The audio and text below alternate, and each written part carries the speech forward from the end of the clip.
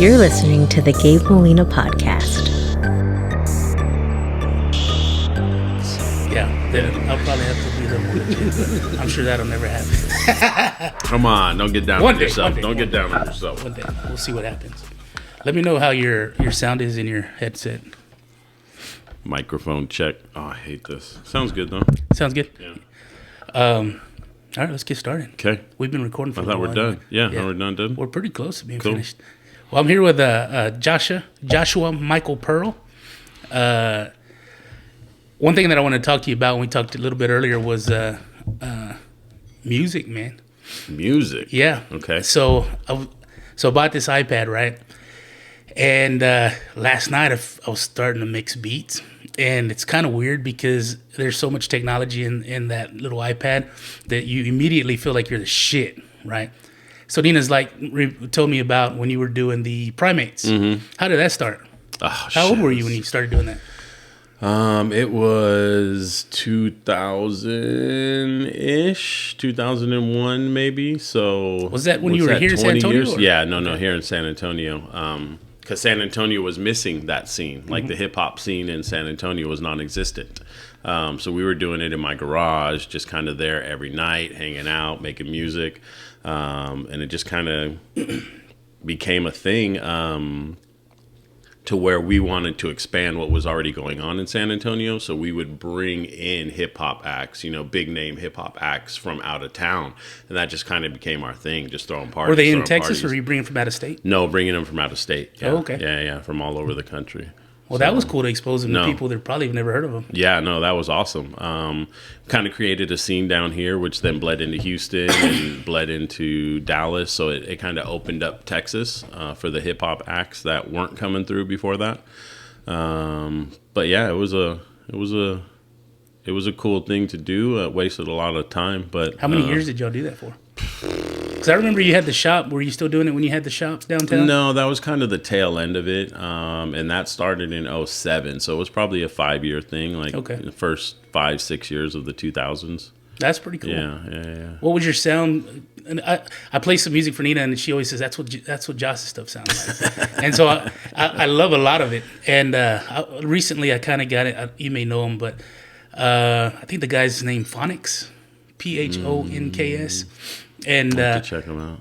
Honestly, I don't know who he is. Yeah. I think he's a producer. How'd you come across him? YouTube, man. Oh, wow. So one day, if you ever get a chance, check it. And maybe I'll play some for you later. But basically, he mixes like old school hip hop. And I say old school hip hop in the sense that the stuff that we were probably listening to, like Biggie and Tupac and stuff like that. Right. Granted, there's older school hip hop. Yeah, old school to me is when I found out about hip hop in the 90s, the old school was the 80s, Run DMC, Beastie Boys. So that stuff always stays old school to me for sure. And for me, when I was in high school, I guess I was listening to more hair metal band kind of stuff. And I kind of miss the Biggie Tupac the era. 90s, and the golden era. The golden era. And so now that I'm older, I'll be honest with you, man. I'm not a fan of new music these days. There's very little it's garbage. There's very little that's appealing. So I started going back. And so I started listening to that, and that started pushing me into more like the 80s kind of music too. Mm-hmm. But the Phonix guy that I've been jamming to, he'll mix like Biggie and Tupac, and he'll slow it down. So you have that hip-hop drum groove. Right. And the lyrics, and it's all slowed down. But then he mixes some jazz piano. Mm. Man, I tell you what. So he's a beat maker or he's a rapper? I think he's a beat It's just maker. music. Yeah. Because he brings in, he's got other artists that are singing over the tracks. Gotcha. Or he'll take their music and he'll sample it and put it in there. Right. So I think he's just making beats. That's dope. But that jazz piano with that hip-hop beat slowed down, man, it's friggin' mind-blowing. I love it. So that's kind of the foundation that I come from is that early 90s hip hop, which was like finding raw drum grooves or creating raw drum grooves and then sampling soul, funk, jazz, like all that. Well, that's what they were doing like in the 80s, stuff. Right? The 80s? No, the 80s was more like like the Beastie Boys, like the rock hip hop kind of crossover, Run DMC crossover. Well, then maybe I'm not going back far enough because when was it 70s when it was like Africa Bambaataa, and Grandmaster Flash, all those guys. What was that? Yeah, that was 70s or- late 70s, Okay. early 80s. That was kind of the start.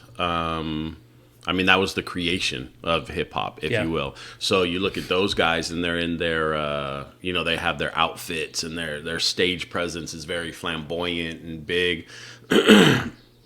Shortly after that, once Run DMC came out, turned into black leather, gold chains, right? Then you start getting into kind of the more thuggish, ruggish side of hip hop, where everybody is trying to emulate what's going on in the streets, and put that on music. Where like, So was Run DMC kind of the, I guess the commercialized version of where hip hop had gotten at that point? yeah, it definitely was. So Rick Rubin, I don't know if you're familiar with him. Yeah, he's touched everything. Yeah, he's like, him and Russell Simmons started Def Jam Records. Def Jam Records was Run DMC, LL Cool J, Beastie Boys, out of Rick Rubin's dorm room. Yeah. So Rick Rubin always has that kind of rock, kind of hip hop edge to him, but he pushed, and Run from Run DMC is Russell Simmons' brother, so push Beastie Boys, push LL, and that just sent it to a whole nother plateau. Like that commercialized everything. The early guys, Africa Bambaataa and all of them, they came from DJing parties in the park in New York. So it was more like we're talking about with this phonics guy, like mixing sounds, finding new sounds, layering them together for dance parties. So in New York. How did they do that? Because most of my hip hop knowledge comes from like Netflix, right? Right. Because they'll have documentaries and all kinds of stuff. Yeah. So it's like I see where these guys are going to. I forgot, it was like a swap meet or something in New York, and they're finding these albums in crates, and Right. they're pulling them out and they're sampling them. What piece of equipment are they recording that record on the piece of electronic equipment, or what are they So doing? let's start in the beginning. So Africa Bambaataa and that whole generation in the park, they would literally find a drum break in a record, buy two of those records, have them on each turntable, and just repeat. So let one go, rewind this one, let that one go, rewind this one, let that one go. So for 4 or 8 counts, they're looping the same drum beat for 4 or 5 minutes while kids are breakdancing. So they're literally doing it manually. Manually. Nothing's pre-recorded or... all DJ skills at So that it's not point. like the iPad. Nope, none of that. None of that. The physical record and actually rewinding the record. So when you look at turntables, there's belt-driven turntables, which have an actual belt like your car does that turns the table. Then there's mechanical turntables. And mechanical turntables have much more torque. So when you pull it backwards, it doesn't pull back and then have to speed up again. It's already going full speed. So once you get into... Two different sounds, I'd imagine. Yeah, no, definitely. If you put the needle on and hit play and let them go, same sound. Like you won't notice any sound. But once you pull that record back or put, tension opposite of the belt on the belt drive, the belt stops and starts going backwards. So then it has to speed up again. Oh, I got you. But you're talking a $50 turntable, belt driven, to $1,200, $1,500 for a good Technique turntable. Now they have different brands that are... And the Technique are the electric ones? Yeah, those were the first ones that came out in the 70s or 80s. They were the high-end turntables. But I would imagine there's a place for both those sounds, right? Because it sounds like what you're describing is the electrical one is going to, when you pull it back and you let it go, it's going to jump right back into the music. Right. Where the other one's going to give you this slow little wind up and it gets back into it slowly. Right. And I'd imagine at different points in scratching or mixing or whatever, you want one of those. Well, no. So the belt driven doesn't work for scratching. Oh, it doesn't work at all. No, because you're you have to maintain a tempo. Oh, got you. So when people are dancing, it's the same tempo, same tempo, same tempo. When you bring it back and let it go, it's got to hit right where it needs to hit. That So makes it sense. stays on tempo. The wind up is where you lose everybody. I got you. So it could be cool for like beat making or sampling if you wanted to utilize that somehow, but you still got to maintain tempo. So when you're working on your beat, if it's at 100 BPMs, whether that draw is in there or not, you want it to land on the 1, the 2, the 3, the 4, the 1, the 2, so people can keep nodding their head, keep dancing, or what have you. Dude, I'm telling telling you, I'm an idiot, man. Last night, I messed with that iPad for like 2 hours, and like I found the tempo button because it was too fast. And I was like, well, this is, Right. It sounds cool, but it's too fast. Yeah. So then I was kind of figuring, what? And I don't know anything. First of all, I don't know anything about mixing anything. Right. And then second, I don't know anything about the iPad. So I'm trying to figure it all out last night, and I'm driving Nina crazy. And then I find the tempo button, and I can find where, and I was Bring like, it oh, down. man, this is Yeah, awesome. yeah. But I spent hours, hours. One thing that I thought was pretty cool was one of those Netflix documentaries. I think they were talking about Grandmaster Flash, and in one of them, the kid asked him, how do you know where to go back on the record? Mm-hmm. He was friggin' using crayons. Yeah, he'd mark it with a crayon. He'd mark it, yeah. I was like, dude, that's friggin' genius. No, man. did you? So that same documentary, I believe he explains how he came up with scratching. I didn't Did see you that. catch that? Mm-hmm. Yeah. So in his headphones, he's doing this he's doing his mixing. Going back and forth from one beat to the next beat to keep it consistent. And his mom opened the door. So instead of hitting the stop button, he stopped it with his hand. And as his mom's talking, his hand is, moving just a little bit, and he hears wiggy, wiggy, wiggy, wiggy. So then he starts to incorporate that and actually turn it into an instrument. But that's how scratching was created. Dude, that's awesome. From his mom yelling. Yeah, it's like, what? But now look at where we're at. I mean, hip hop is McDonald's. Hip hop is it's everywhere. It's just crazy. I was listening to me and my buddy at work, Rich. He's a white dude from Missouri, 50 years old, and he loves rap and hip hop. He came in the office the other day upset, visibly upset. I said, what's up, man? He said, dude, have you seen that new Samsung washer and dryer commercial? I said, no. He goes, look for it. He's all, they're using Old Dirty Bastard music. Come on. And I was like, then I came home later that day and it came on. And I was like, what in the world? Or even like the Cadillac, they play this portion of a song from Run the Jewels, and it's like the and it's on the friggin' Cadillac. Yeah. And it's funny because I always sing the lyrics, and I'm like, if people knew what the lyrics were to this song, I don't think they'd sell very many Cadillacs. Yeah, it's. I mean, that just goes to show. But even stuff that you don't know, like the are you familiar with the Clips? Grinding. It's all song. So. Pusha T, I don't know if you're familiar with him. He's a rapper. But he was from the Clips. He's the one who created what's McDonald's slogan right now? The that one? I'm loving it. Yep, yeah. I'm loving it. He created the I'm loving it. Really? Sold it to McDonald's. McDonald's then hired Justin Timberlake. I don't know if you remember him doing the I'm loving it, and then one other person. Oh, that's right. Yeah, they made a song out of it. I'm loving it. But he sold them that. And then he sells Arby's the whatever their shit is. It's all about the meat, or I got the meat. And I think it's even got dum dum dum. Right. Arby's is all about the right. I love Arby's, man. He sold that shit. This dude is a cocaine selling, drug dealing rapper from Virginia. He's dope as shit when it comes to rapping, but now he's selling jingles to McDonald's and Arby's. Yeah. Like, you don't even need to make money off of rap. Like, it's just, but that just shows you how where the culture is gone. Yeah. Like so when we were creating music, everything was about being underground. Like, we had to keep it real. We had to keep it raw. Like, fuck all that. Well, that was part of the appeal, yeah. Right.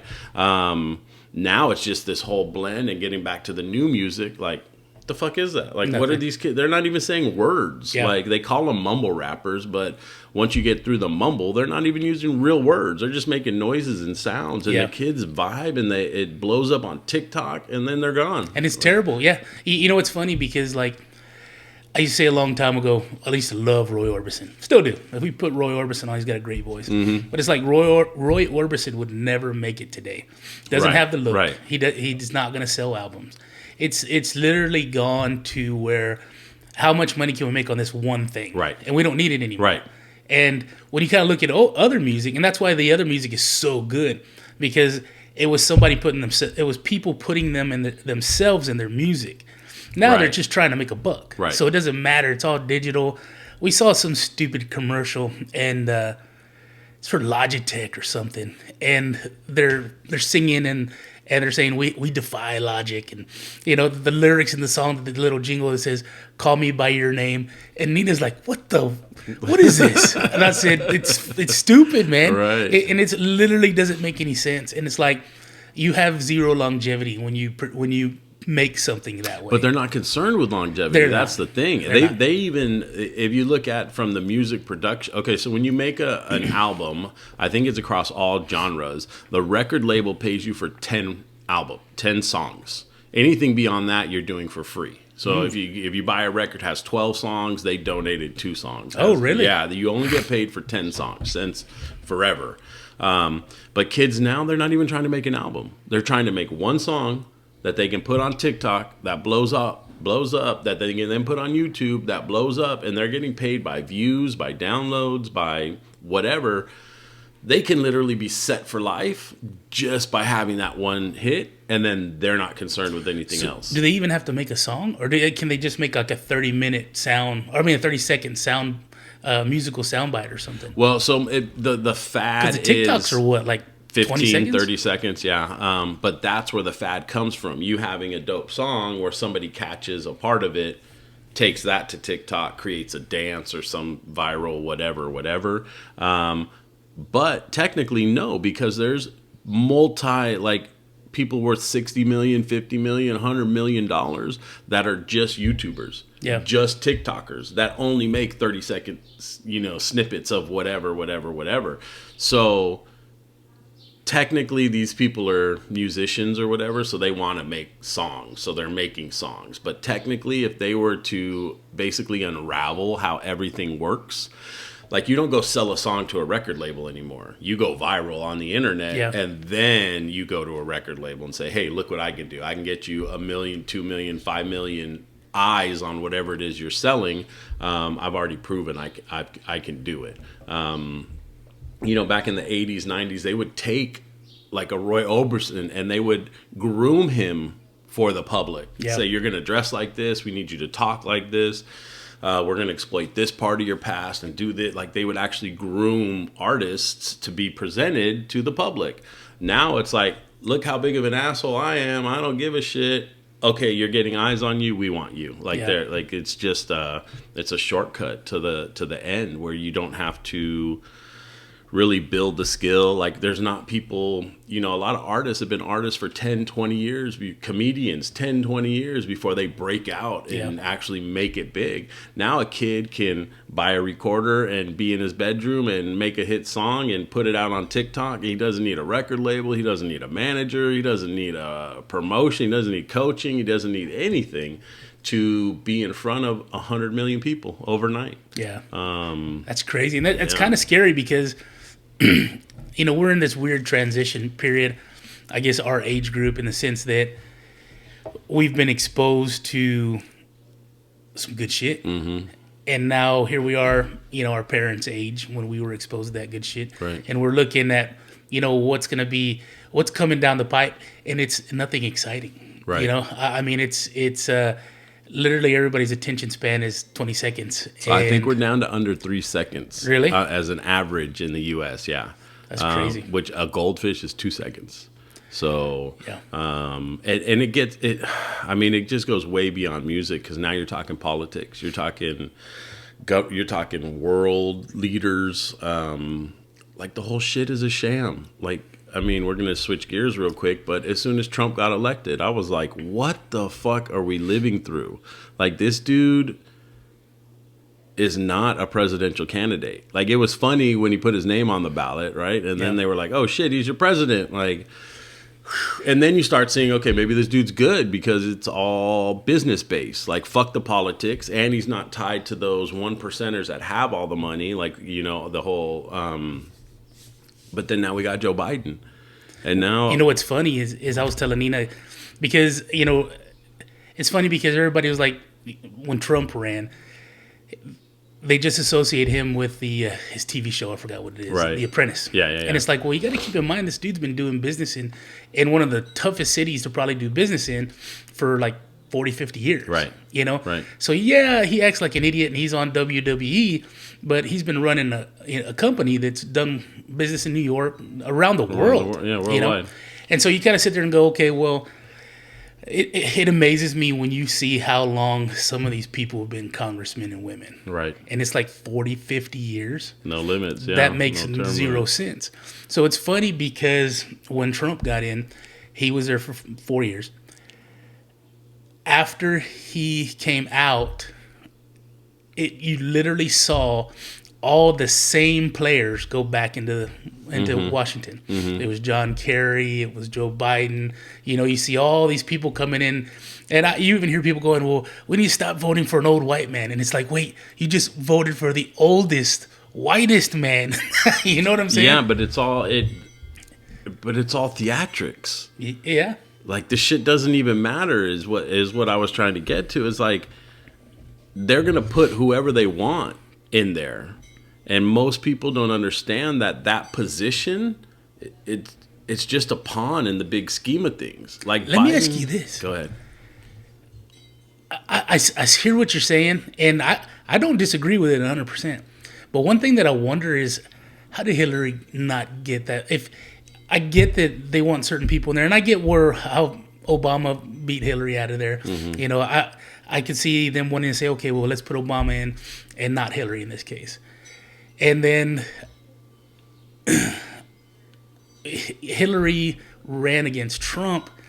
I didn't understand why they had Hillary there against Trump. Just because she was under investigation, I guess, for the Benghazi stuff. So why as a political party are you putting somebody like that to run for president while they're currently being investigated for something? So they're constantly being investigated, right? So there's an indictment right now for Mark Zuckerberg, Obama, the Bushes, the Clintons, all of these people for literally spreading the coronavirus and misinformation regarding the coronavirus. So who's investigating them? I'm not. We'll have to pull up the paperwork, but there's literally a court indictment for Biden's on there. There's like 40 people on this indictment. And I'm not sure who it is that actually initiated the indictment, but it gets into them owning the patent on the Corona-19 virus, them having a partnership with the lab in Wuhan that released the Corona-19 virus. So, all this stuff starts as conspiracy, and then all these documents get released and it becomes reality, but they own the patent on it. They literally paid Wuhan, China to develop it. Don't quote me on this, but it's something like, we can't get this disease to spread fast enough. Can you take our disease and create it so that it spreads at this certain rate, or something along those lines? But it was created in North Carolina at a university, somewhere here in the U.S., by a company owned by these people, right? Like Bill Gates. Bill Gates is part of that indictment also, but he's now our vaccine expert, the world leader in vaccines.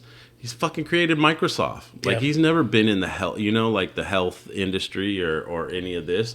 How is this okay by all of us? Like, just because he's one of the richest men in the world, we give him vaccines?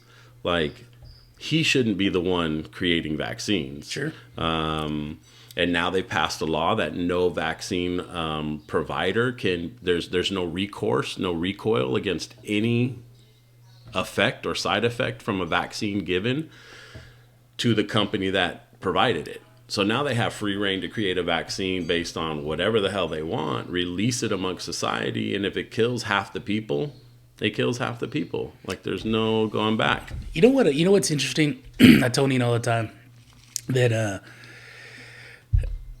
like conspiracy theory people, they're made to look crazy. And then you wait 20 years down the road and you go, man, that motherfucker wasn't that crazy. Do you know who created the term conspiracy theory? Who? The FBI. Oh, really? Yeah. Well, to talk about the coronavirus thing, my buddy Rich at work, he's telling me, he said, you need to go on Amazon Prime and watch Utopia. Have you seen Utopia? Yep. And so I don't know when it was made. He thinks it was made in 2018. I think it was 17 or 18. Yeah, it's not too long ago. And it's funny because you watch that show. We're watching that show. I think it was about a month ago. Nina and I, we kind of got in it. There's some pretty good violence in it. Right. I always like shows where they, if they're gonna kill a main character or a character, they just do it real quick, and it's like, holy shit, you didn't see that coming. But it's funny because you watch that and it's like, man, it's super close to what we're experiencing last year and this year. Super I mean, close. there's a handful of them. Pandemic. There's a movie called Pandemic. I don't know if you watched that one. I haven't seen that one. Right up the same alley. Well, let me ask you this. If this, let's just say Utopia, right? Yeah. Let's say it came out in 2017, 2018. Sometimes I sit here and I try not, this is the other thing. I work for a living. It's Right. hard for me to fucking watch everything. And I try to keep up enough to be somewhat informed, but at the same time, I still got to draw plumbing systems for 10 hours out of the day. So I'm sitting there and I'm thinking, this show's before the actual coronavirus, but it's so close. Do you think sometimes people let's say that all this is true, right? And this coronavirus is manufactured and put out by these rich people. It would make sense that, and this is just me speculating. I'm not a fucking genius. I'm an idiot. It would make sense to put out a movie on Amazon to entertain you, but to almost go, this is normal. Right. It desensitizes you. It desensitizes Right. you. That way, when you really go through the real shit, you go, oh yeah, we saw this in the movie. So you have just figured out how genius these people really are, right? So for the last 30 years, 20 years, let's say, every movie that's come out has been about the apocalypse, zombies, viruses, end of the world, UFOs, right? What was that one, the huge one, the zombie one? The Walking Dead? The Walking Dead, yeah. And that's been, 8 years now? 7 years, something? Yeah. So it literally desensitizes you. So now if I start talking about UFOs, you're like, you're fucking crazy because I seen it in a movie. That's some movie shit. Yeah. That can't be real life. I saw it on a big screen. Like, it's not real. They desensitize But then the Pentagon comes out with those two videos, last year, the year before? Which ones? There's the alien ones? Well, it's a UFO, and I guess the military's tracking them. And one of them's hauling ass through the desert. Right. The other one's hauling ass in the sky, and it's almost in a disc shape. And I don't know if you've seen it. I'll have to pull it up later or something. But you literally see this object rotating. It's in a disc. Right. And instead of just flying, in a linear path, right. It's still flying a linear path, but the object itself starts rotating. And it makes me think of, what was that guy's name? Bob something. Area 51 guy back in the 70s. And everybody kind of discredited him. He was talking about propulsion and stuff, and he's done it on Joe Rogan podcast. Right. But he was saying how they brought him in because they had a UFO. So he came in to check out this UFO. And he says it didn't propel the way we propel a jet. It was actually creating a vacuum on the front side of it, which pulled that motor forward. And that's how they went so fast. Wow. But it's funny because when you see this video from the Pentagon that the Pentagon released, this thing starts turning. Right. And it doesn't change shape or anything. It stays the same shape. But it starts turning. And it makes you wonder, man, that wouldn't make sense with the propulsion this guy. Bob Lazard, I think is his name. And you're like, man, holy crap. But yeah. Fun facts, Tesla actually had plans and went to, what's it called? The UN and blah, blah, blah, whatever it was back in the day, and had this propulsion figured out. Is the Elon Musk guy? No, not the Elon Musk guy, the Nikola Tesla. Oh, Nikola Tesla. Yeah, the original Yeah. Tesla guy. And within the week had all, his big money was John D. Rockefeller or one of those big money people. But literally the next day or within a couple days, like all of his labs were burnt down. All of his documents were taken. The main guy on site who took the documents from the safes is Trump's uncle. Something Trump. Yeah. So it gets into this whole network of everybody being related, like the Bushes, the Obamas related, every back to the UFOs, the FBI just declassified documents that, I don't know if you've seen these or heard of them, but there's a bunch of documents that they just released, but one is about aliens and UFOs saying, yes, they're real. One is about interdimensional travel. Like you can open... And who put this out? The CIA or the FBI, Okay. One of them. Talking about the fifth dimension and how you can literally project yourself to be there. And this is where all the big money people know how to get to and hang out. And It's not just what we see and hear on Earth right now. This is just the third dimension, but there's 12 dimensions, and this is how you can access them, and this is where you go, and blah blah blah. These are in government documents that Really? since I think the 60s. They came out in the 60s or 50s or something. So we're now getting to a point in time where, like you said earlier, conspiracy theorists needed 20 years to prove something. Now it's like within 12 months. Yeah. Like you hear conspiracy, and then there's documents and all this stuff being released. So if we stick along the same lines of what we were talking about with the coronavirus and movies and stuff like that, if they're giving this information out so quick, what are they getting us ready for? Exactly. Who knows? But it's coming so fast, and so that's what I was saying about the presidential candidates. Like, Biden is like on the verge of death. Like, he can't even talk. Like, his sentences don't even make sense, right? Yeah. On Monday. But then on Tuesday, you see him giving the most articulate speech nonstop from beginning to end. And then on Wednesday, he can't even talk again.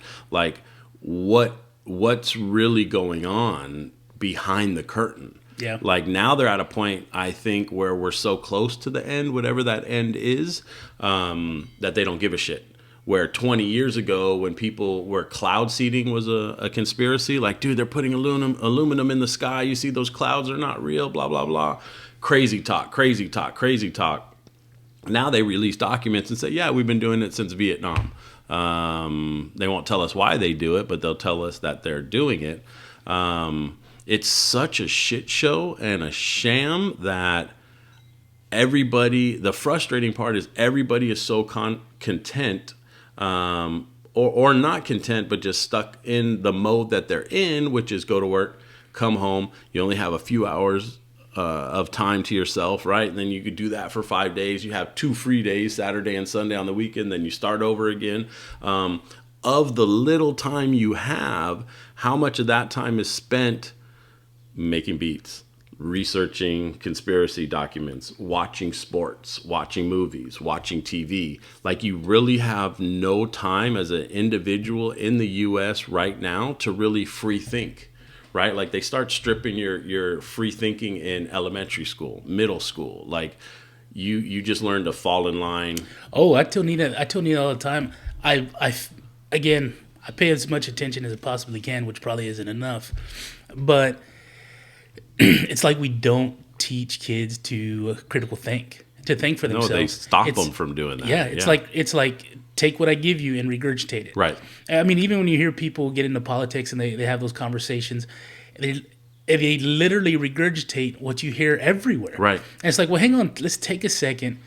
Think for yourself. Break that down. Let's break it down. And it's funny because I see people argue on Facebook all the time. Man, I tell you what, I've been real close to like commenting, but I try real hard to, you know what, this isn't the place for it. My thing is, you know what, you and I have a conversation about something in particular. Mm-hmm. Let's not jump all over the place. Let's break that. Let's go to dinner. I'll buy you dinner. Right. Let's break it down and get it all the way down to the simplest form. Right. And see if you still believe that. But nobody, like you said, we have that 2-second attention span. Yeah. And it's a quick Facebook, hey, you're an idiot.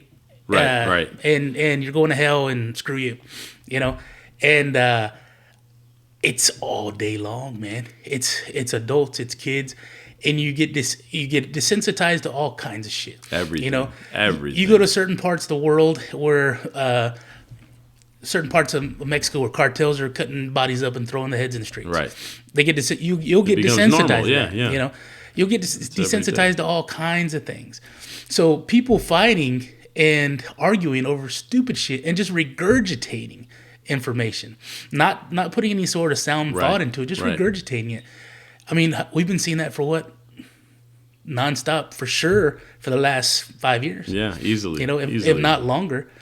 And it's funny because I always go back to, in the back of my head, I always hear there's that Rage Against Machine lyric where Zach says, what does the billboard say? Come and play, forget about the movement. Mm-hmm. And I always sit there and I go, man, it's all distraction, man. Yeah, it's all of it. Distraction. All of it. And he's a big conspiracy theorist. Zach, he's that's the reason why he's not he's not in the spotlight anymore, because they don't like what he has to say. Yeah. It's the same reason they stopped Public Enemy and NWA and Tupac from talking about shit, because now you're I don't know what the word is, but you're not desensitizing, but you're educating millions of people who are listening on how and why these people are desensitizing us. But it's true. I mean, just look at black kids getting shot by cops. We've seen it so much on the news in the last 2-3 years that you see it again. You're like, well, there it is again. But you're not like, oh, fuck, those fucking cops are just shooting kids in the back. Like, you're desensitized. I mean, even if you go back, if you go another step to where people are shooting people in the streets, just in general. You know, this again. I hate to talk about take something super serious and talk about my experience through TV. But First 48, man. Right. I watched that the other day, and some dude had gotten killed. Cop goes to this black lady's house, and he's trying to talk to her. And she tells him, I hear gunshots so much I don't even pay attention anymore. It's fucked up. And the guy gets in the car, and he's like, man, these are good people. He said they live in a shitty area, and here's a lady that she's heard it so much that she doesn't even care. Right. She's probably not even ducking anymore. No. She's just fucking scrambling eggs and doing her shit. Yeah. It's so sad. But so yeah, it's all theatrics. But So how do we get kids to think, man? You take them out of school. You homeschool them.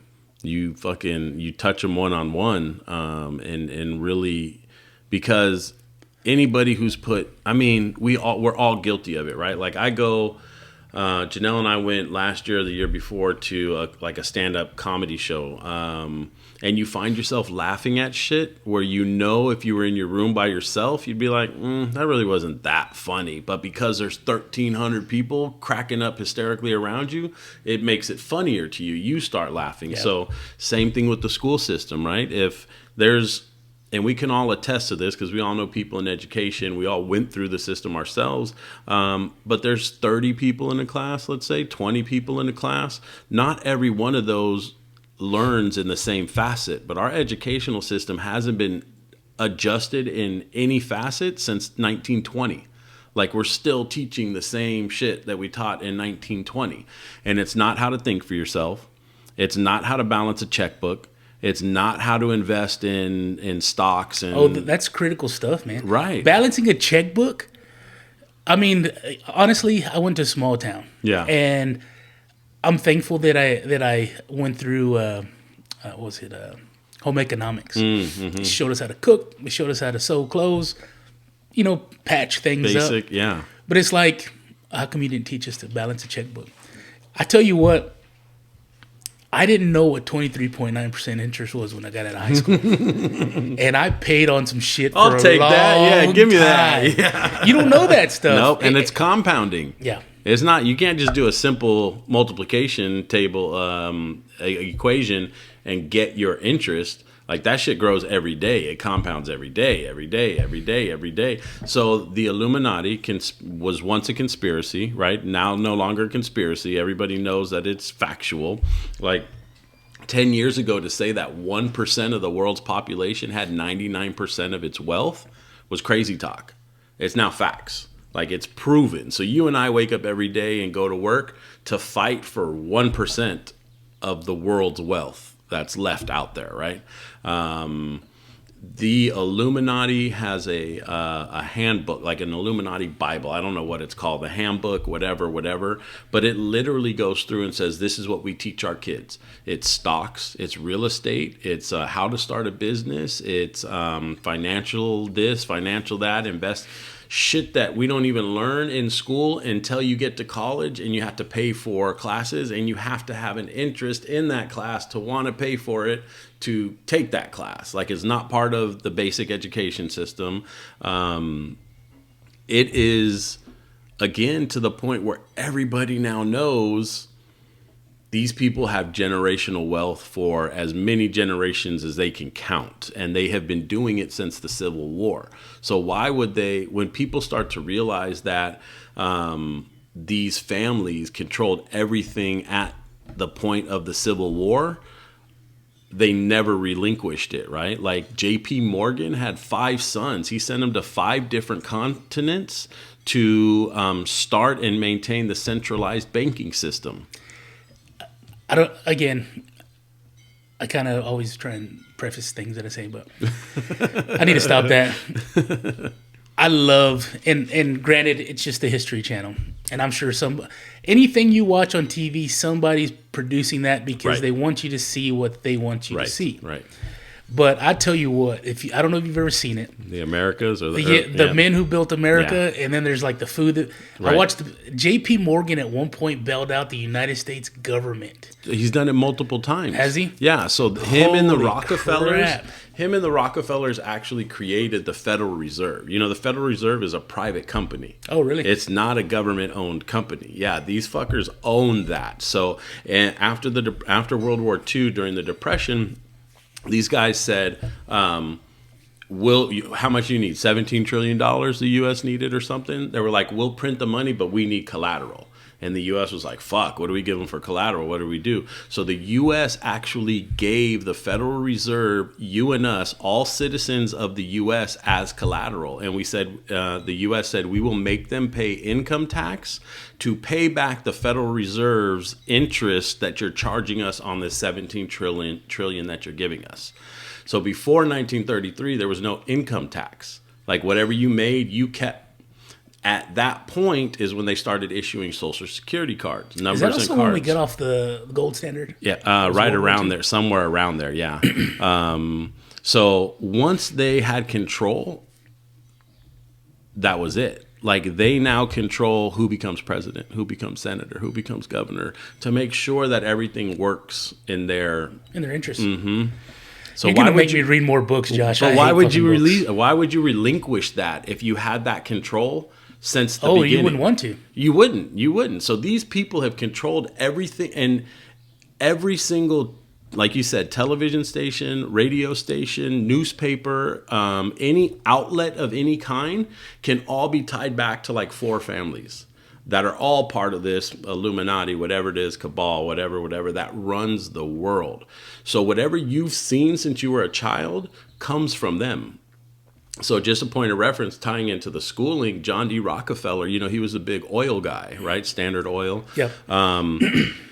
He went to and again, you're talking 1920s, 1910s, so you can't think on today's level, right? But he went to the Ivy League schools, to all these medical schools, and said, at that point, all books were holistic. We were still holding on to try this herb, start here, stop eating dairy, do this, do that. He found out that prescription medications, the profit margins, but B, were also a huge benefit to the crude oil industry. Not only to manufacture them, but also the contents in them are tied to crude oil.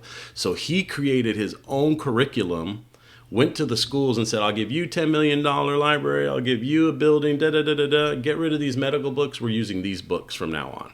So the books that started pushing prescription pills came from this guy who now owns the World Health Organization, and basically created an industry for products that didn't exist back in the day. Well, it's interesting because on that on the documentary on the History Channel, Mm-hmm. they say when they broke up Standard Oil, I forgot how many companies came into that. Right. But they said he made more money by breaking up that Standard Oil than he ever could have made only Standard Oil. And he did. Him and, I guess, Carnegie were just throwing money at universities. They were the richest men in the world. I think there was off of just 2. oil. I think it was, wasn't it them? It was Carnegie, Rockefeller, the guy with the trains. Man, yeah. I forget who it was. And then J.P. Morgan. But just think about all the shady business that was exposed in that documentary, right? Remember how they were like, I'm going to put oil lines in. He's like, fuck you, I'm blowing up your oil lines. I'm going to make you use our trains to transport your oil. Like all that shady shit, they were okay with showing us. Imagine the shady shit since the 1900s, 1910, 1920, that's transpired that they haven't showed us. So if that point of... what's the word I'm looking for? I don't know what I'm looking for. But to build their businesses into what we're into now, like they're into $1 trillion businesses, right? You and I can't even fathom $1 trillion. Like you can't even picture in your brain the difference between $1 million, $1 billion, and $1 trillion. Dude, I bought a 2 terabyte hard drive, and I have no idea how much that is. Right, that's what I'm saying. Like, these numbers get to be so outlandish. So fun fact, this might rub people wrong, but 9/11 on 9/10, I don't know if you remember, but I think it was Romney, gave a speech to the House or something, and he said, we've lost $4 trillion in the military-industrial complex that we don't know where. I remember that. Yeah, that we don't know where this $4 trillion went. 99% of us just hear 4 when you hear 4 trillion. You don't understand that 1 trillion is a billion billions, and a billion is a million millions. So you're talking about 400 billion billions or so, whatever the trillion is. Yeah, but we just hear the number 4. We don't understand those numbers. Right, we don't. But that was on 9/10. On 9/11, not only did the towers go down, right, and 3,500 Jews that worked in the towers didn't go to work that day, coincidence, but also the plane that hit the Pentagon, which there was no remnants of any plane parts anywhere, but that wall that it hit killed 7 out of the 8 people that were in charge of researching where that $4 trillion went. Really? And that research has since stopped. And then they also put together the 9/11 coalition, which was researching, like, why did my family members die? Like, all the families of a lot of people that died, that got shut down. Really? No longer allowed to research, can't ask questions, can't do anything. Well, that's also got to be frustrating for families because, here we are, what was that, 2001? Here we are 20 years later. And I hate to say it, but we're fickle people, Mm-hmm. And after a certain amount of time goes by, regardless of what it is, whether it's 9/11 or, Benghazi or whatever, people tend to get back in the groove of their life, Well, then they're also slapped with the coronavirus. Well, that's what I was going to tell you. We were talking earlier, what do we do for the younger generation? And you say, pull them out of school. We have to teach them certain things. But it's like the way we're geared right now, the way the machine's running, it's complete isolation. Yeah. Stay at home. Don't go see anybody. Stay away from everybody. Here's TikTok. Here's the internet. Right. Here's your 15 seconds of entertainment. Oh, here's $1,400, by the way. Here's $1,400. Go buy some new shoes. Of your money. Right. Of tax dollars that we can let you have. But never mind the rest of the other 90%. Don't look at the other. It's coronavirus relief for the United States of America, but only 10% is going to you guys. Right. And it just blows your mind, man. It's funny because man, I'm gonna get crazy here too. The Capitol thing, right? So that was pretty bananas. Yeah.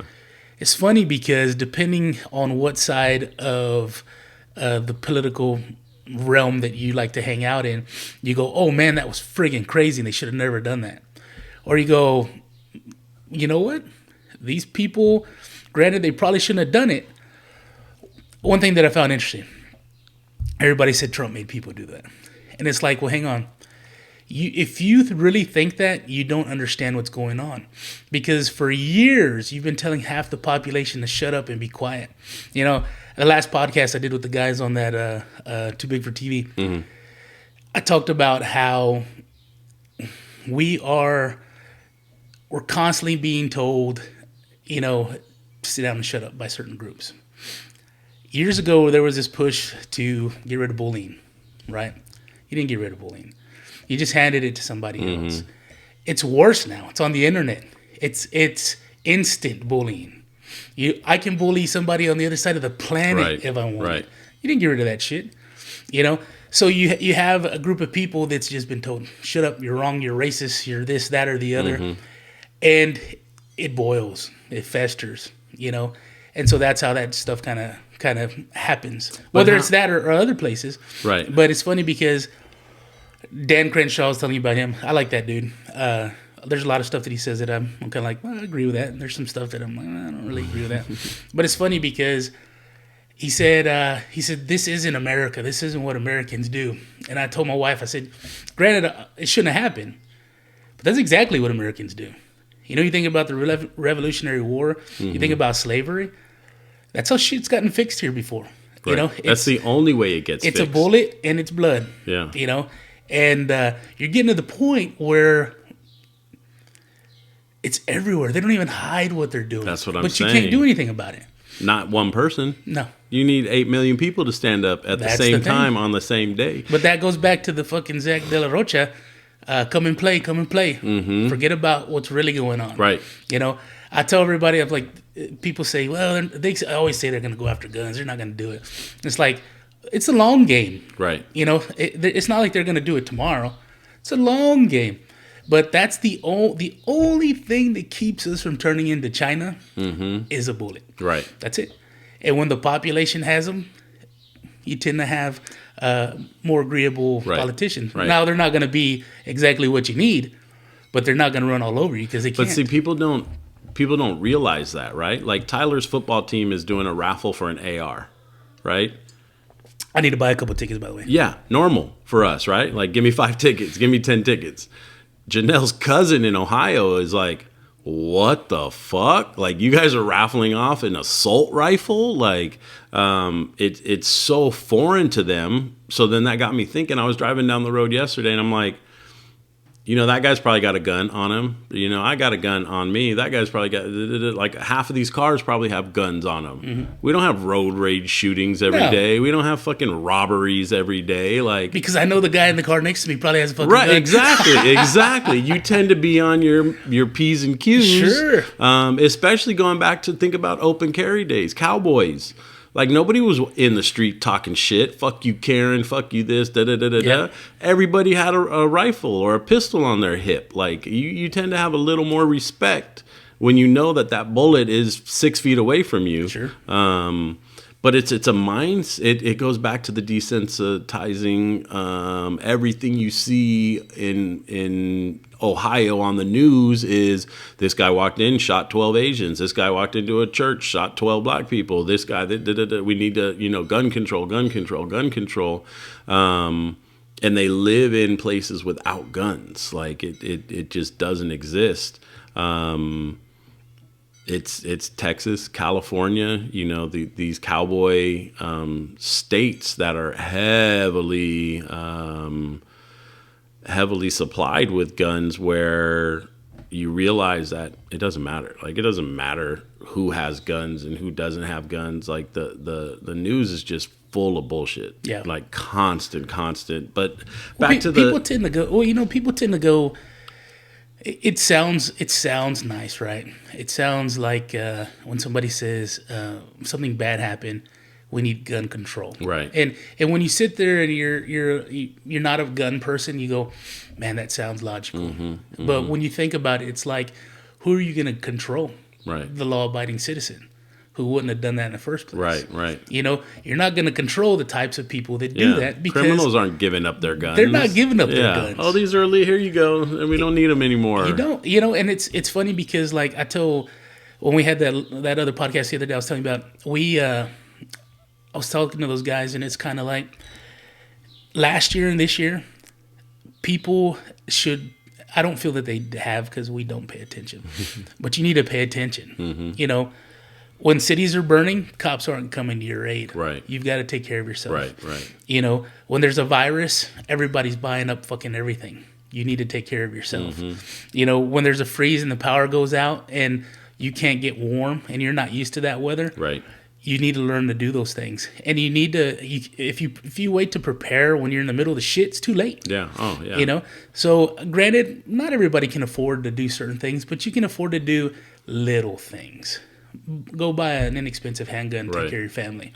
Well, life's about priorities. This is one thing I've learned, that in the long run, that people can't afford to buy groceries for the baby, but they can afford to buy a cell phone. Right. Or those new Jordans that those came new out. Jordans that are, or you got a $250 $70,000 Cadillac, but you live at your mama's house. Yeah. Like, life is, if there's some shit you want, you're gonna find a way to get it. Like, you just don't realize what you need until you need it, and then it's too late. It's too late. Too late.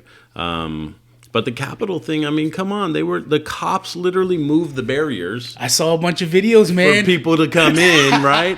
Like that's A. B, I've been to the Capitol, right? I took the family. We sat outside, 10,000 people there. It takes a lot of balls to climb the wall and think you're not going to get shot. So A, you know somebody on the inside, or B, you know, the whole thing is planned for theatrics.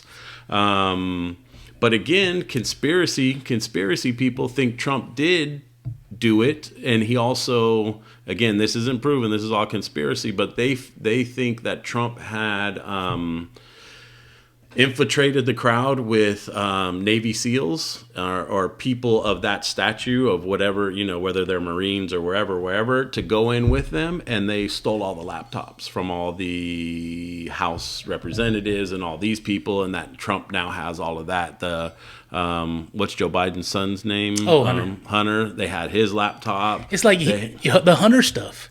You never saw a word of it, right, during the whole election process. And it's never crazy stuff that they have. Yeah, crazy stuff. You know, it's there was one video I saw, the guy with the weird dude with the horns, and actually pretty dope outfit, but he walks in, there's one, and granted, it's the internet, so you got to take everything with a grain of salt, but he walks in to the chamber, and there's a guy bleeding, and he's like, "Hey man, you all right?" So the guy's like, "Yeah, I'm all right." He's on the phone talking to somebody. And there's a cop in there with him. He's like, "Hey, man, this is a special place. Y'all just be careful." And the guy's like, "Oh, yeah, no problem." And it's like, huh? Right. None of it adds up. And the crazy shit of it all is that dude, I forget his name, but I don't know if you've seen it, but he was on The Simpsons like 2-3 years prior. They have that character with the horns holding up the flag, same tattoos as that guy. No, I hadn't seen that. Yeah, he's on The Simpsons 3 or 4 years prior to the Capitol event. So what's really going? Like, where does it all tie together? Like, you see, this conversation just makes me go back and say, you know what? Yeah, go buy some more ammo and stay away from everybody. Yep, every time, every time. We've been in our house 10 years. I have not stopped looking for the next piece of property that's further out, more acreage. Yeah. But again, I got to desensitize. Almost there to the point where she's like, "Fuck it, let's go. I don't give a shit." Like, but we're getting into such crazy times that, you know, people say, people are very. I mean, you look at the hurricanes. Mm-hmm. We get friggin' hurricanes, and people go bananas. They buy everything, even gas. Right. And it's like, we're in San Antonio, you know? Mm-hmm. And these hurricanes, they're not getting to us. Now, I get that, you know, fuel's going to have to get into those areas, and so we're going to be short as well. And, you know, food and produce and everything else. I get it. But why are you going crazy? You know? I always keep, I tell Nina all the time, I got just enough to get us to Georgia West. I got enough gas, I got enough ammo, I got enough food just to get us to Georgia West. Right. And when we get down there, we'll figure the rest out. Right. You know, and I know that everybody doesn't have that opportunity, but you know what? Figure out what your go-to is, you know, and be ready for that. You don't have to go, well, what if we lose power for 6 months? What am I going to, that generator's not going to run that long. Right. You know, all this food's going to spoil. You know what? Don't worry about that. Figure out what your plan B is and prepare yourself to get to that plan B, you know, and then go from there. Yeah, but you have to take into consideration now that we know the curtain that's in front of us. Look at Puerto Rico. Remember when Puerto Rico got hit hard last year or the year before? Yeah. Then they found that the president of Puerto Rico or whatever was she like is, hiding all the water and other stuff. 37 warehouses full of cased water, right? Yeah. Like that's the next level that we have to. Well, that's the thing is people are so quick to go, and people are so quick to say somebody else is going to take care of me. Right. And it's like, wait, if you haven't been paying attention to the last year and a half, nobody's coming for you. I mean, even Katrina. Like, look at Katrina. That they left them for 3 weeks, 4 weeks before they went in. You gotta have. Even if you can't afford to put yourself in a better position, you need to educate. Because honestly, I tell everybody, if you understand how things work, if you understand, hey, what do I need? food, water, shelter. Mm-hmm. How do I get those things? What can I purchase or make or build that'll help me get those things? Right. You know, one of it is the knowledge of how to get water. Maybe use some sort of means to purify that water, or at least take some of the stuff out of it. I was Mr. Brown. I would love to do a podcast, Mr. Brown. He won't. Yeah, he won't. He won't do it. What? Man. He's just not interested. Wow. But it's like that dude grew up poor out in the country. Right. He knows how to survive.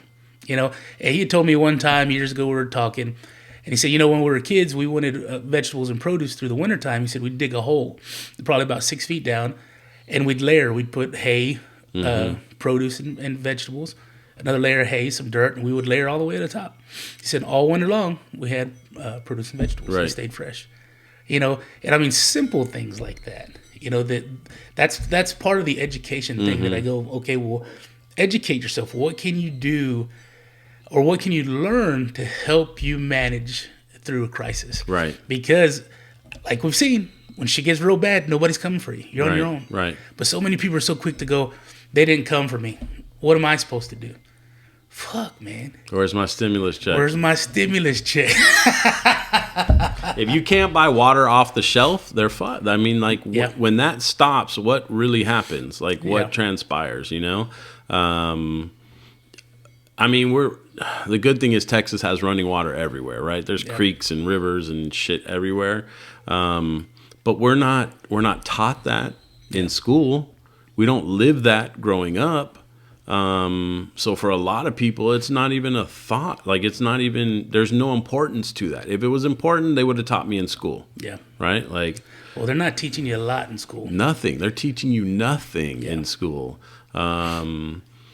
You know, our history is written by the victors of every war or every whatever, so it's very one-sided, right? Our history books versus the Canadian history books tell different stories versus Mexico, different stories.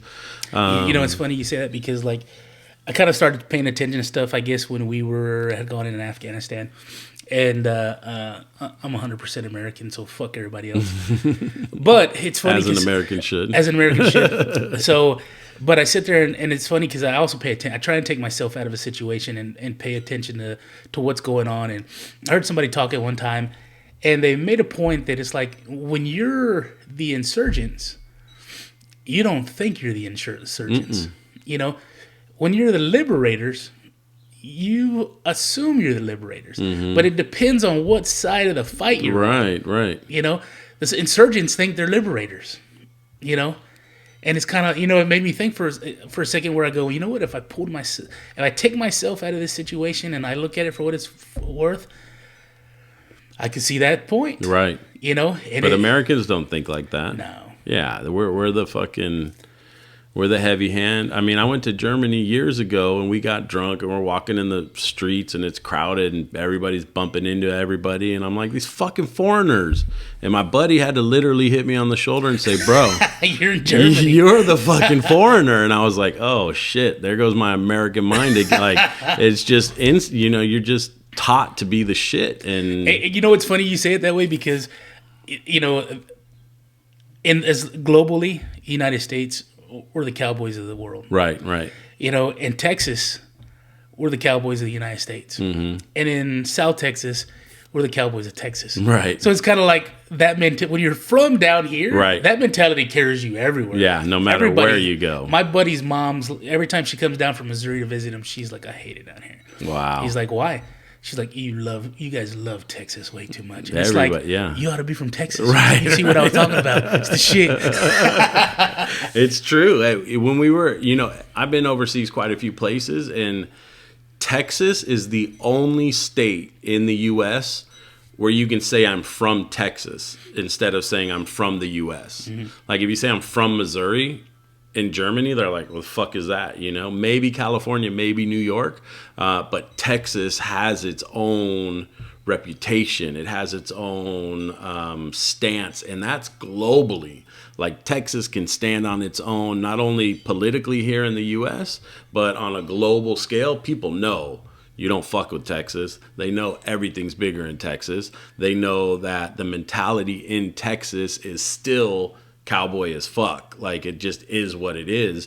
I just found it amazing that you don't get that from even just the outline of Texas. Yeah. People around the world know that that's shape. Texas. Yeah, the shape of Texas. You know, I've worked with very few people that are from other states.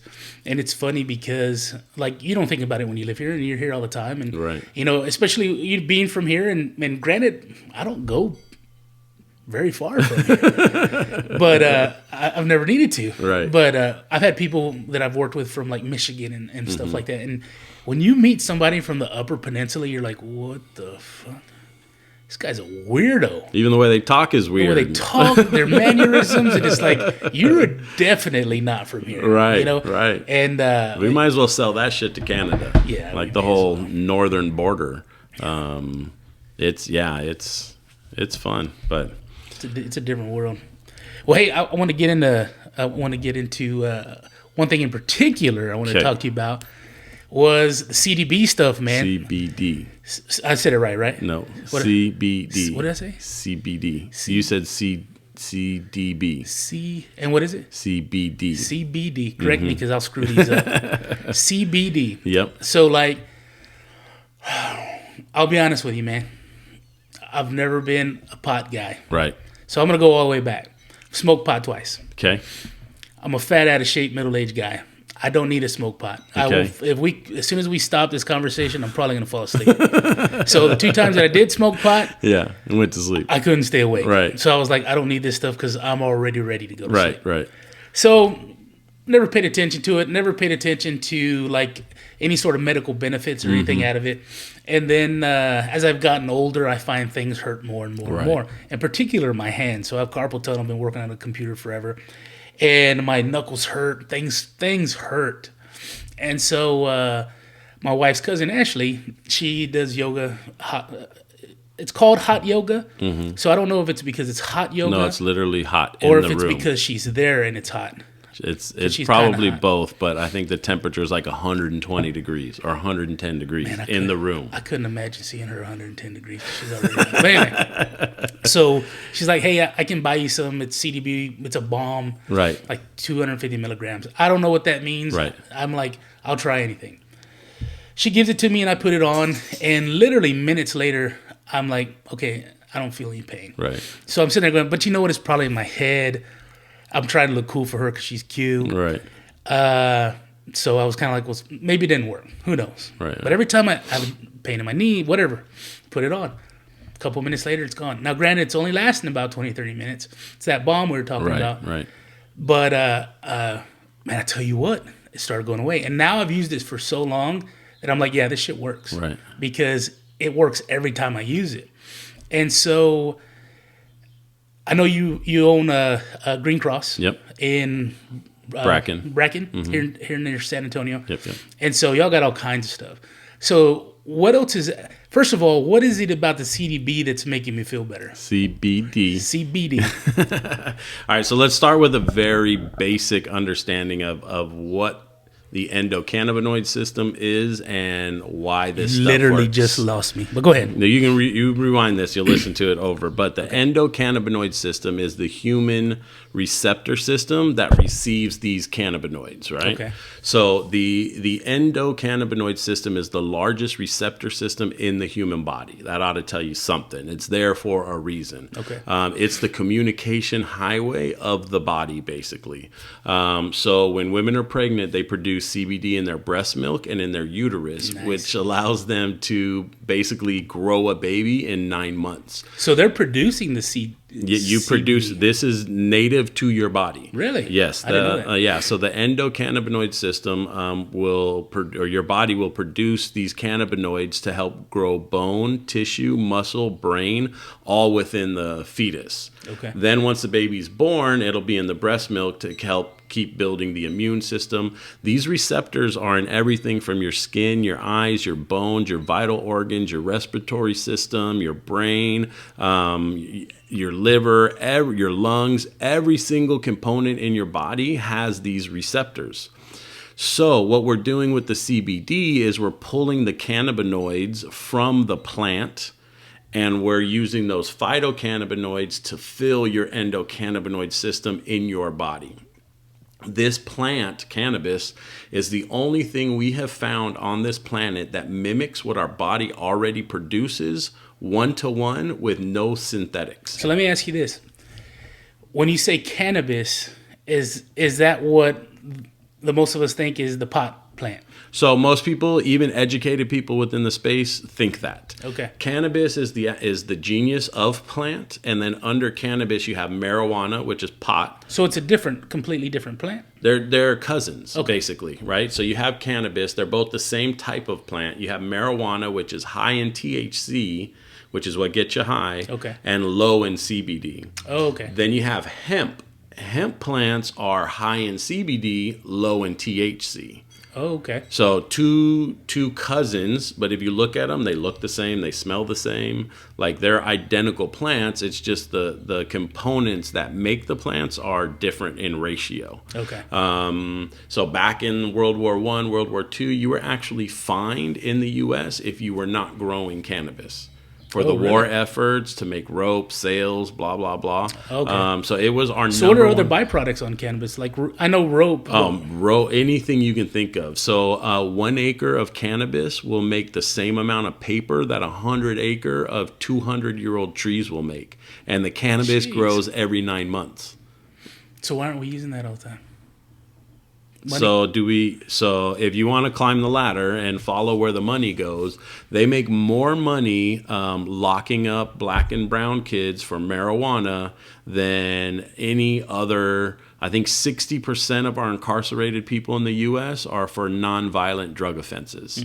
Now, what happens when you get into the private prison system, you become free labor. So now the private prison system actually pimps out couches, lamps, chairs, doors. Yeah, they're not just making license plates anymore. So now you have some guy for $2 a week making high-end couches. It just becomes this whole industry, right? So the prison is now privately owned. So somebody owns that prison. The city says, we'll guarantee you 85% capacity if you build it here in our city. So now they're locking these kids up for marijuana charges and for 10 years, 20 years, for a little bit of weed. So there's a documentary on Netflix called 13. Have you watched that? No, I haven't. So it's about slavery and how these corporations basically, so John D. Rockefeller, back to him again, he's quoted in an interview saying, if the slaves want jobs, let's just give them jobs.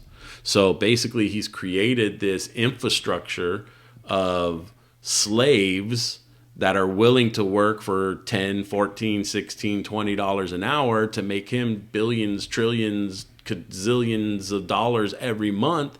Once you get arrested one time, you have to watch the documentary or Google it. I'm not exactly sure, but there's something written that says slavery is illegal in the United States unless you're arrested once. Then you lose all your rights, and we have the right to treat you as a slave. So that's how they get slave labor for 19 cents a day. You're considered a slave once you're incarcerated. But the tables are very uneven where white kids who get arrested with marijuana don't become a part of that system. I think it's one out of every 3 black and brown kids goes to jail, I think is the statistic.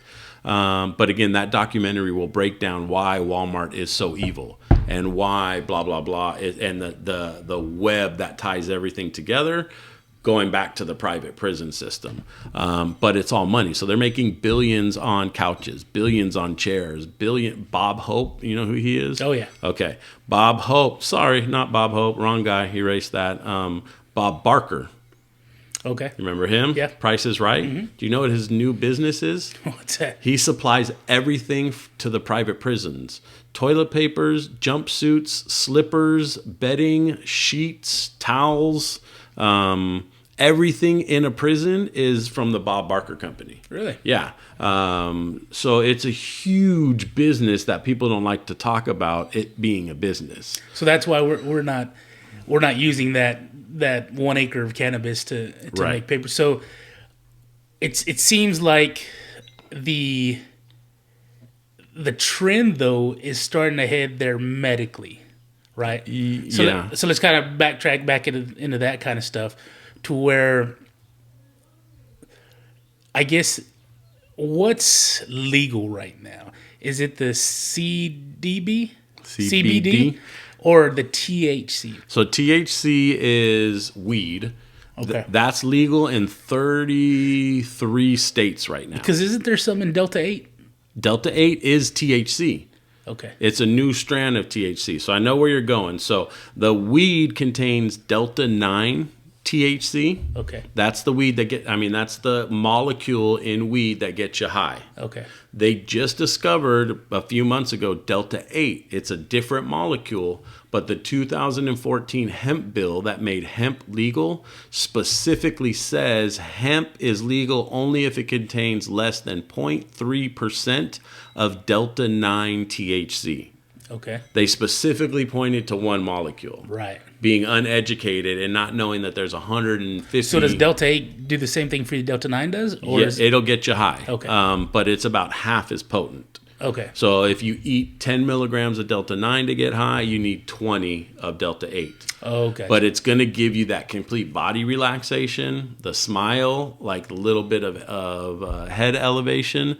The same effects can be had from Delta 8 as it could be from Delta 9. Okay. So is that what's available right now? Yep. Is CBD? CBD. Man, I'm gonna screw this. I'm gonna get it right at some point.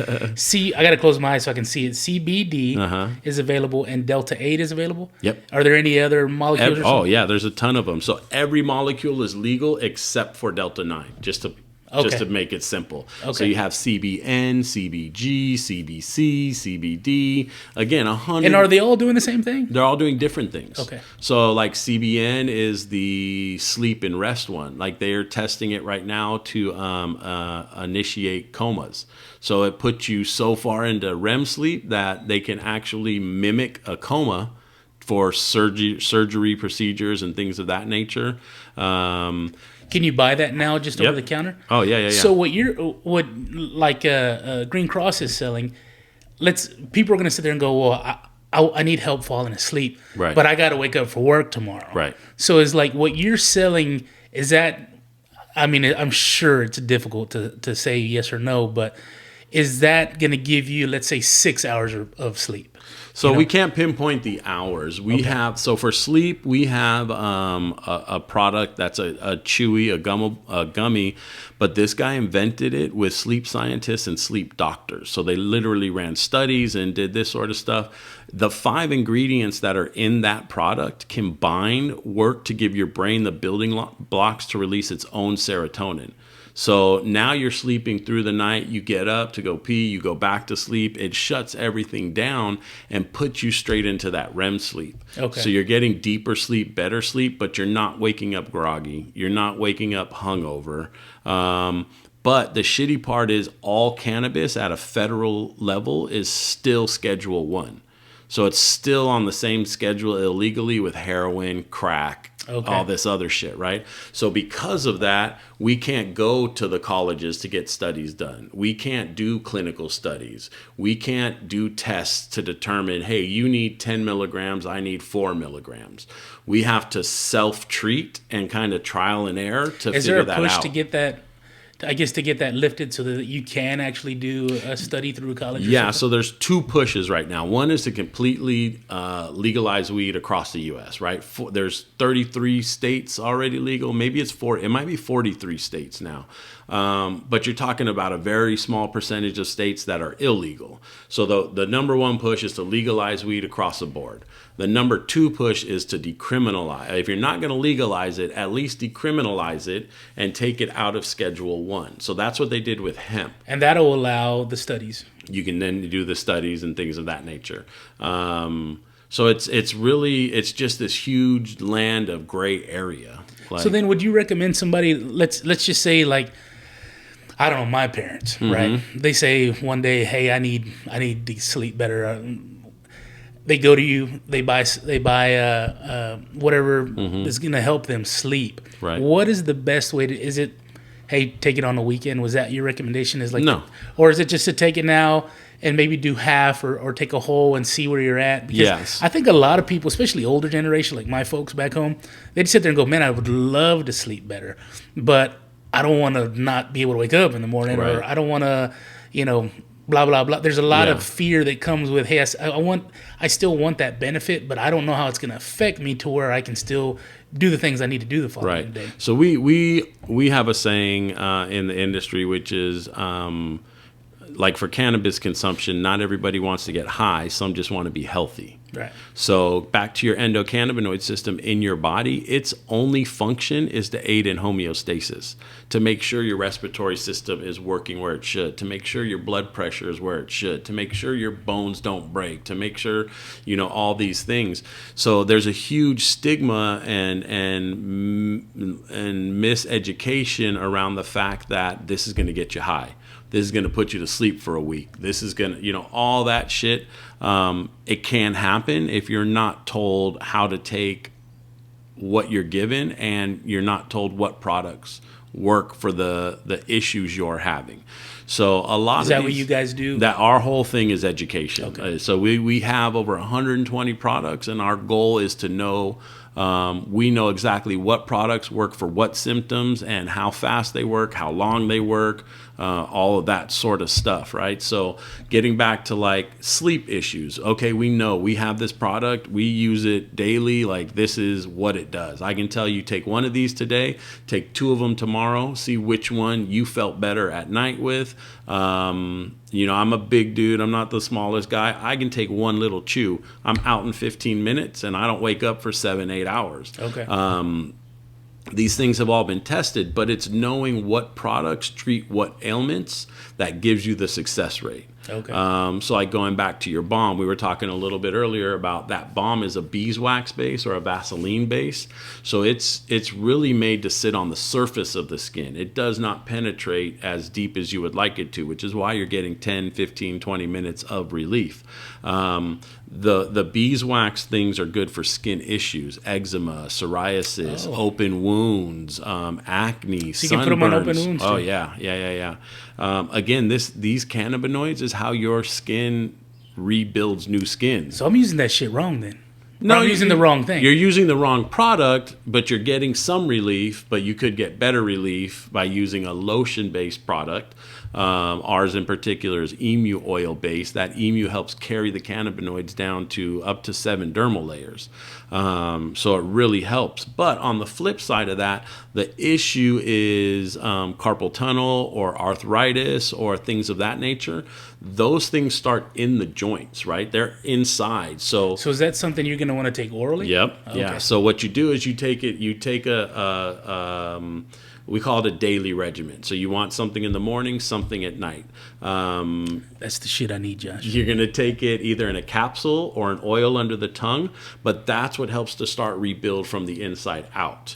So the lotions and the balms are working from the outside in. So what's happening is you're getting relief around the joints, in the muscles and the ligaments and the skin, everything that has inflammation in it, it's causing some relief there. But the root of the issue is still in the bone, and that's where you need to attack it from the inside out.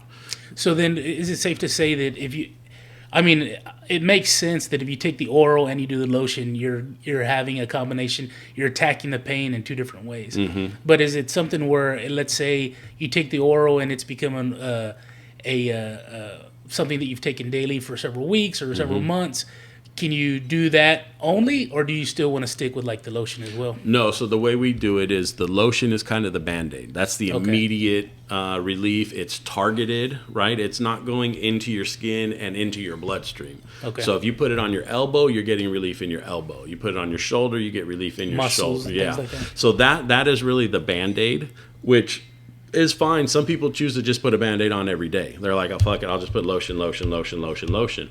But the goal is you take the sublingual for, 10 to 14 days, let your system balance out.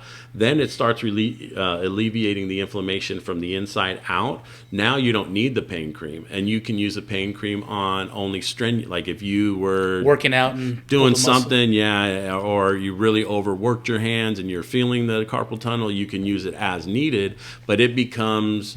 The pain cream will be your daily to start with for that immediate relief, and then as the oral kicks in, you're weaning off of that pain cream, and now you're only needing it on very bad days, basically. Okay. Yeah. And so the oral one is something that's going to be similar to like, if you have chronic pain, it's going to be something that you're going to want to take daily. You don't want to take it when you're hurting. You want to take it all the time, it's just in your system. Yeah, you can't take it as needed. That's one of the big misconceptions. Is somebody is like, hey, my back hurts, I need to take some drops today. Doesn't work like that. Your endocannabinoid system burns off these cannabinoids just as fast as the onset time. So those few times that you've smoked weed... What is the onset time? So it's different for each product. Okay. So if you take a sublingual under your tongue, those saliva glands that are in your mouth lead straight back into your bloodstream. So onset time is super fast. If you smoke, then it goes through your lungs directly into your bloodstream, super fast. If you take a capsule or eat a gummy, it goes through your stomach, processes into your small intestine, and then from there into the bloodstream. Oh, so those edibles, they take longer to kick in, where the sublingual is maybe, let's say, 60 seconds to 5 minutes for an onset time. But it also burns off in, let's say, 2 to 4 hours. You eat an edible, it's 90-minute onset time, but it'll last 6 to 8 hours. Oh, I see. So the longer it takes to onset, the longer it takes to burn off. So if we're doing capsules, we usually suggest 1 in the morning, 1 in the evening. If we're doing drops, we want to do 1 in the morning, 1 in the afternoon, 1 in the evening. That keeps your endocannabinoid system balanced off, where it's not fully depleting, and then you're like, oh shit, I got pain, let me fill it up. It'll never happen. You have to be constant. And once you get to that 10 to 14 day point, you have to, again, because there's no studies, you have to self-evaluate and say, is my pain at 40% of what it was? Or is it all the way gone? If it's at 40%, then we up the dose a little bit for another 2 to 3 days and then reevaluate again. If it's all the way gone, we want to cut back a little bit and see if you can save money on what you're consuming. Yeah. The cool thing about the CBD is you don't build a tolerance like you do to prescription drugs. So if you find out 15 milligrams a day works for you, that's your number for life. You're there forever and ever and ever, which is a cool thing.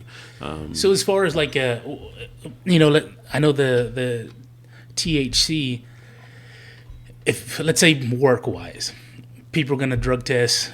Is the THC what employers are typically testing for? Yeah, so the urine analysis actually tests for how your body metabolizes THC. Okay. So Delta 8, keep in mind, is THC. Even though it's legal in all 50 states, it will still show up on a urine analysis because it is THC. And in a urine analysis, there's no way to determine what molecule it is. No. It's just THC. Right. So what happens is we tell people if you have concern of a urine analysis, then don't use it or use it at your own risk. Well, I wonder if it's something where somebody has enough pain and it's affecting them at work. I guess maybe that's something where they can talk to their employer and say, hey, I'm looking to use X, Y, and Z, and these are the reasons. Right. And maybe it's something where they can get their employer to sign off on something like that, to where we'll test you. If this pops, we get why it's popping. Because you need a cool ass employer to do that. And I'm sure that's the other part of that. Yeah, because even in the legal states, they don't allow. It's weird, right? So in California, I have friends who work for companies who are not allowed to smoke weed. Okay. Then I have other friends who work for companies. They're given a weed allowance as part of their health benefits. Really? Yeah. So you got both sides of the spectrum there. That's the cool-ass boss you were talking about. Right. Okay. So, and I can see it, right? If you're a truck driver, I don't want you smoking weed all day. Sure. Right? But if you're bagging my groceries, I really don't give a shit if you have a smile while you're doing it. Yeah. Like, there's no... but well, it is what it is. Like I said, the older we get, like even just being sedentary at work, I mean, it's literally beneficial to my boss for me to sit in a chair for 10 hours. Right. Sitting in a chair for 10 hours, it sounds stupid, but it's painful. No, you know, I know, once you yeah, get up, yeah. your back sore. You know, everybody knows my love-hate relationship with hemorrhoids and all kinds of other stuff. You know, but Yeah. it's funny because like I was telling Nina the other day, when I work throughout the week, it's just painful. When I take a day off, like I took Thursday off to be with my buddy Lewis, he was here with his family, so Right. I wanted to hang out with the kids. Took the day off Thursday, hung out with them, you know, did some stuff around the house once they left. Didn't sit for those constant hours Right, that I right. typically would. And even just in that, I still had pain, but I felt so much better, you know? So I'm sitting there going, well, yeah, I get that I got to sit in this friggin' chair all day.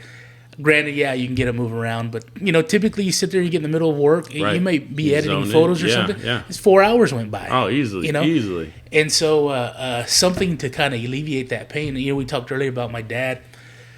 My dad had gone in for some neck pain. The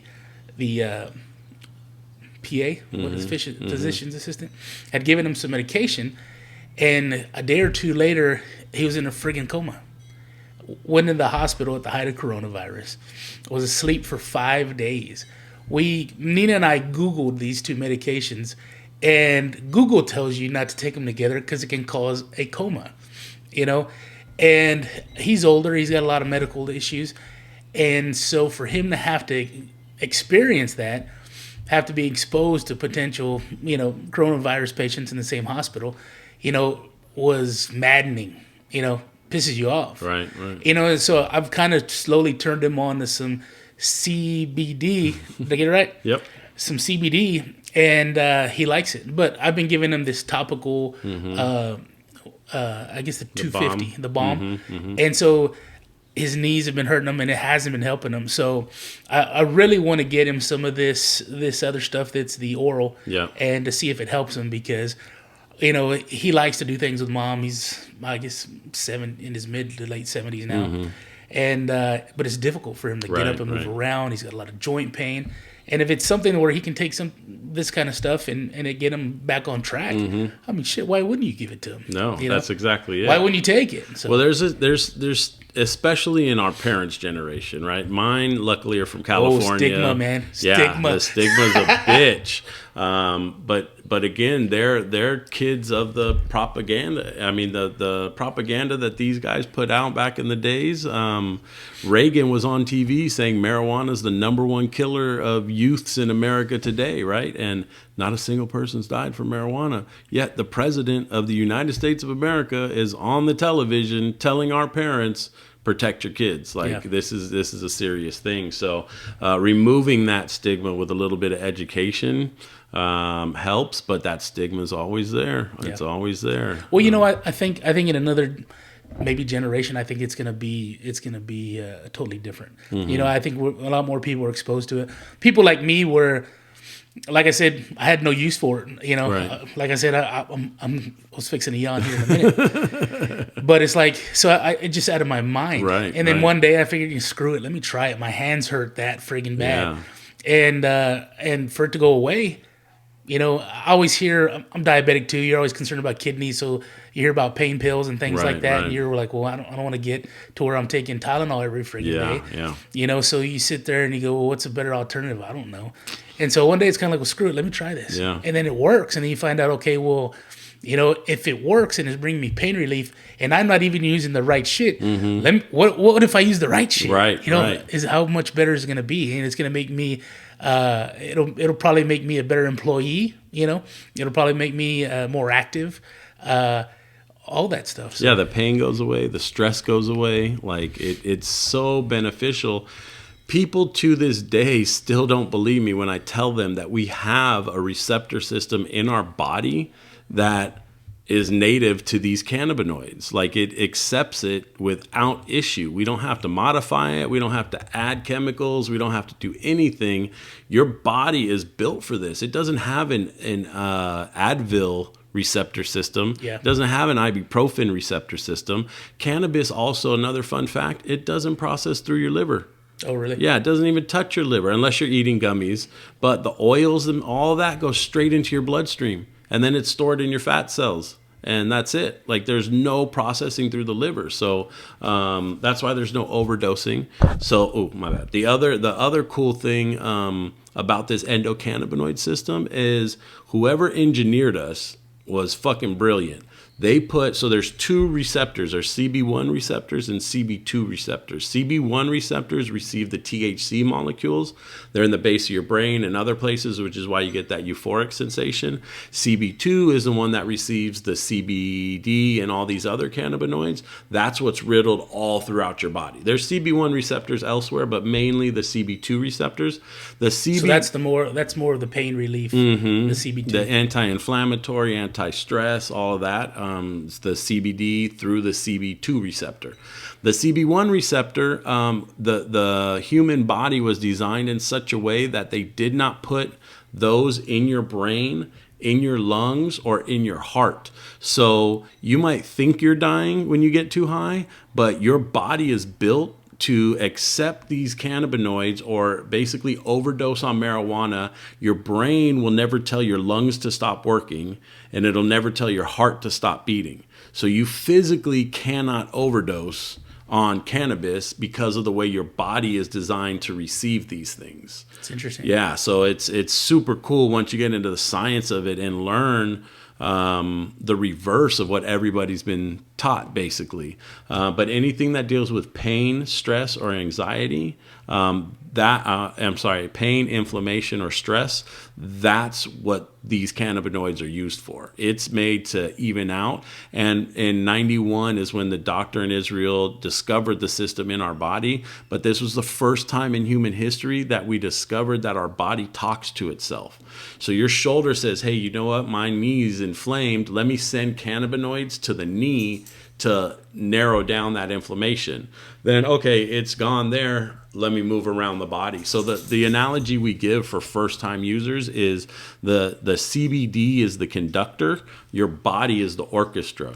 The CBD goes in and tunes every instrument, starting with the instruments that need the most tuning first. So if your elbow is fucked up, it's going straight there, and it's going to deal with the issue, and then it's going to disperse, and then it's going to start working on everything else in your body, which is why it aids in homeostasis. So it literally is the first time in history we learned that our body says, hey, you know what? I got an earache. Let me send cannabinoids over there. And it just, the way it works is it's amazing. You know, people, like I said, they to this day don't believe me that we have that system in our body. Well, I think there's so much to learn. There's so much to learn from everybody else, and that's why I was super excited for you to come by and kind of talk about this stuff. Because, like I said, I came across it just from being in pain, and I'm real slow to say something works. But like I said, I've been using it for probably 2 years now, and now I'm just convinced that, you know, it's not all in my head. It's not just me going, oh, you know, I'm better now because I put this on. Right. It's actually helping, you know. And I told you, I think it was Wednesday, where I was sitting at work and my hands were throbbing up my forearms, and I literally had to sit there I put my hands on my lap, and it's just painful. And I remembered I had some in my bag. I put some all over my hands. And you know, you were talking about the balm and how it just sticks to the surface. And I hate putting it on my hands because I'm constantly rubbing my eyes or doing something. And so I put it on my hands in literally a minute, and it was gone. And you know, that's when I was kind of like, you know what, this shit really works, man. No, it's people call it snake oil, and they you know, they talk shit, but again, if they're not using the right stuff for the right reason, they don't get results. Yeah. If they don't give it a shot, they're not getting results. But knowing that there's literally science behind it and a reason why it works, it opens a lot of people's minds to be like, you know what, let me try that. Let me see what this is about. Yeah. But it's good stuff. No, I appreciate it, and I appreciate being able to put this out and hopefully help educate people, and even just kind of force people to think about it. You know, even if they sit here and they go, "What Gabe and Josh are talking about is bullshit." Right. Let me go do your own research. Yeah, for sure. You know, go read up on it and find out things. And again, like you said, it's not just a matter of, hey, let me go. I went and bought the bomb, and I thought I could use that for everything. Right. You know, but the fact that now you're telling me, no, there's better ways to take this, you know, to ingest it orally or whatever, and it makes so much more sense. So now I'm interested to take some of the stuff orally to try and help those joints, because it's a daily thing. That The pain's a daily thing, and even the sleep is an issue. I have sleep apnea. And so I wear this watch, and I don't know how accurate the watch is, but I look at it and it's like you light slept. You had REM sleep for 10 minutes. Oh, wow. And I was telling my boss the other day, I was like, dude, there's days that I literally fall asleep going home because I'm just so tired because I didn't sleep. Right. So, I mean, why not try it? Yeah, no, for sure. If you can bet that a lot of sleep is an important reset for the human body, and that's recovery, isn't it? Recovery for sure. And we were just talking about this the other day. The shitty thing is people won't spend any money on their bed, but you spend half your life in that bitch. Oh yeah. Like, spend money on it. Like, get the right shit. And same thing with sleep. So what brand is that? This is a Garmin. It's the Instinct or whatever. It was the one I could afford. Yeah, no, for sure. But yeah, I mean, tracking that and knowing, there's one out now that's called Whoop. I don't know if you've seen or heard of that one. It's called Whoop. But that one literally tracks and tells you, hey, because you had this much sleep, you should only work out for this long, or you should only put this much stress today. Yeah. Hey, you had a kick-ass night of sleep. Guess what? You need to push harder today. Yeah, and it just kind of gives you that balance. One of the podcasters has it, and he swears by it. But we got sleep products, we got pain products, we got tell everybody where they can find you in the name. Green Cross is GRUENE cross.com. Free shipping nationwide. So other than that, we have brick and mortar stores in Bracken and in Wimberley currently. Okay. Yep. Awesome, man. Well, dude, I appreciate your time. No, thanks for having me. An hour and 44. So. Fuck. I had a good time with you. Sorry to take up so much time. Dude, I loved it. No, I appreciate it. And we'll get together again sometime when you get some new products or something we can talk about. So that'd be cool. For sure. But appreciate it, man. No, thank you. All right. Thanks, everybody. Bye-bye.